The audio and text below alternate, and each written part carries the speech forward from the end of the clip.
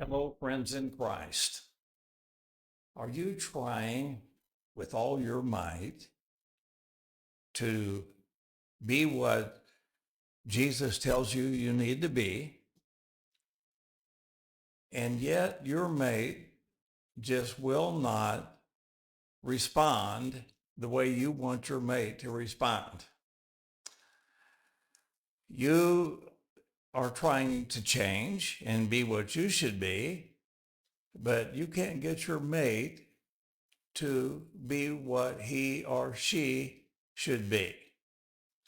Well, we're going to talk about why there's failure to reach such goals in marriage. So let's get right into this. We're going to look at just one verse. We're talking about forbidden hope, wrong motive. Forbidden hope and wrong motive. And we're just going to use one verse. Luke chapter 6, verse 35, it says, "But love ye your enemies, and do good and lend, hoping for nothing again. And your reward shall be great, and ye shall be the children of the highest, for he is kind unto the unthankful and to the evil." Now, let's notice up here, it says, "But love ye your enemies." And, a lot of times I see that one of the mates, or maybe both of the mates, consider their mate to be an enemy. And let's just, for the sake of this video, let's just consider that you think your husband or your wife is an enemy. They just not treating you the way you think they should treat you. They won't do what you think they should be doing, and it irritates you so much. You just consider them, that person, you consider your mate an enemy. Okay, so let's think about that for a minute. Notice here the very first thing that Jesus said. He said, "But love ye your enemies." So that's not a request.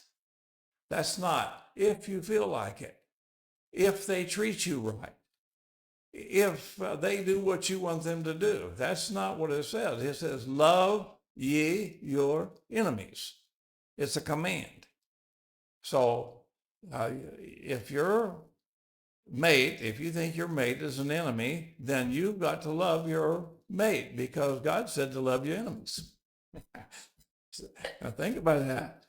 God said, love your enemies. He didn't say, hate them. You love them. Okay. And then he goes on, Jesus goes on, and he says, "And do good and lend." Now, do good. That means don't talk bad about them. Don't try to hurt them whenever you talk with other people about them.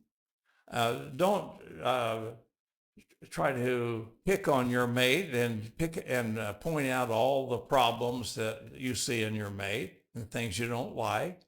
Don't constantly be bullying your mate, but rather do good to your mate.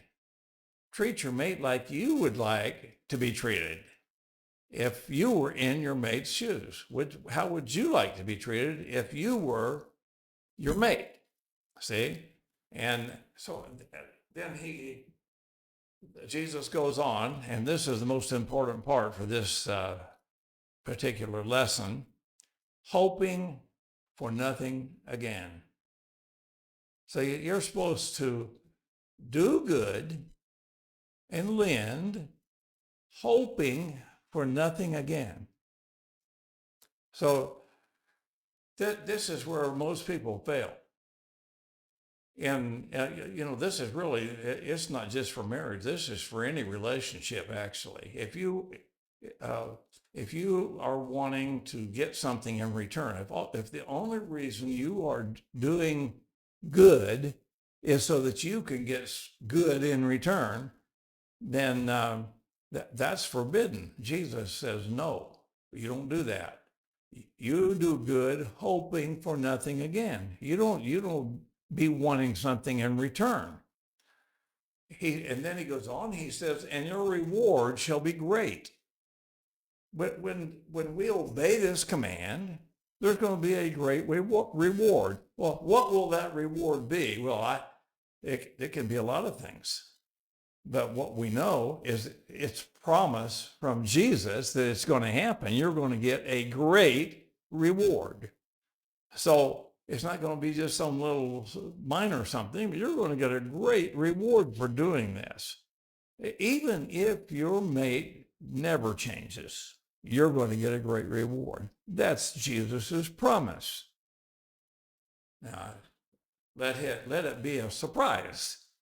You'll see, you'll get it. You don't have to worry about it. Jesus is not a liar. He's going to do what he said, okay?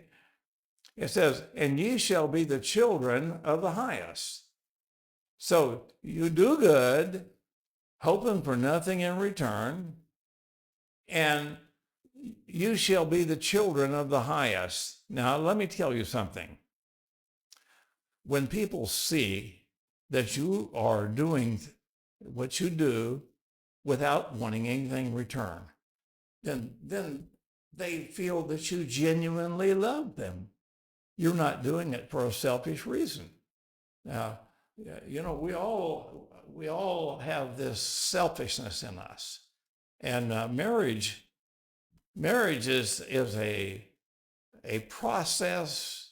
We're going through, when you marry somebody, you're going through a process, at least that's what you're supposed to be doing, is going through this process of maturing. You're getting rid of selfishness. You're to put off selfishness. You're to improve your own self. Your goal in marriage should not be to improve your mate, not be to change your mate, but your goal in marriage should be to change yourself, to make yourself more like Jesus, to have the attitude that's right towards your mate and towards other people, as far as that goes. And when your mate sees this, or when other people see it, they're going to see, he or she, my mate, I can see loves me. Not doing this for selfish reasons, a genuine love towards me. And let me tell you, when somebody realizes down in their heart, they look and they see that you genuinely love them. And it's not what you're doing. You're not doing it because you want something in return. I tell you, that's impressive. That's impressive to anybody, because we all want to be loved. We want to be loved. We need it. We need love. And so when you do that, there's going to be a great reward. And then we find in the last part here, for he is kind unto the unthankful and to the evil. Now the he there is the highest, which is God. He's the highest.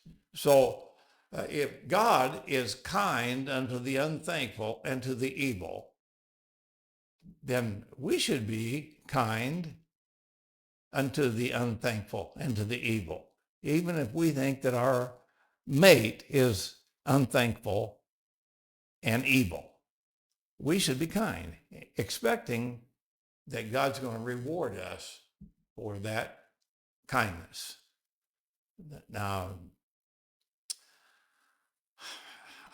this is a tremendously important lesson, and I guarantee you that if you will just do good, if you'll do good as God commands to your mate,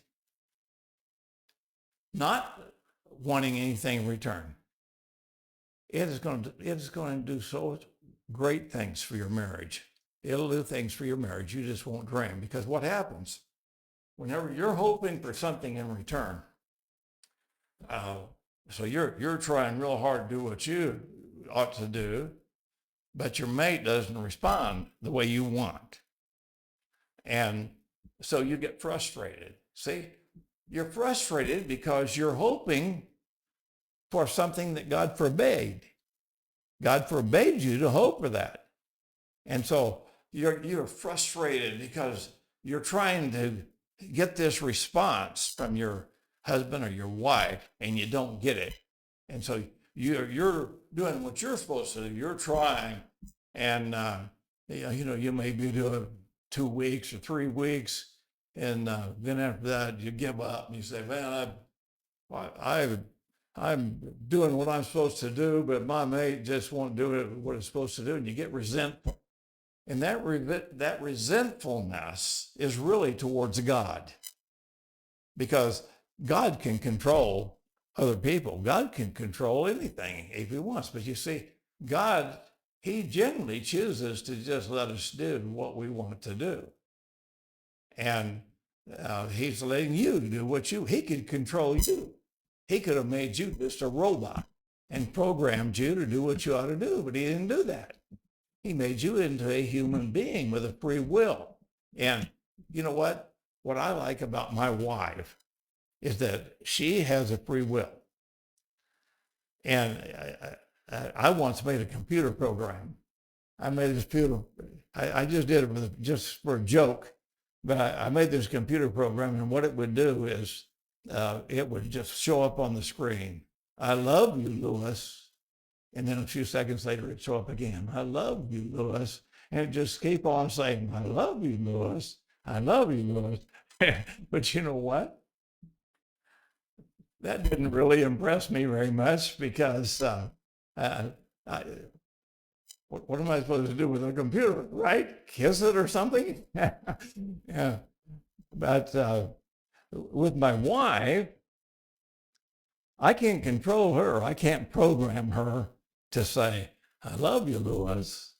But whenever she just of her own free will comes to me and she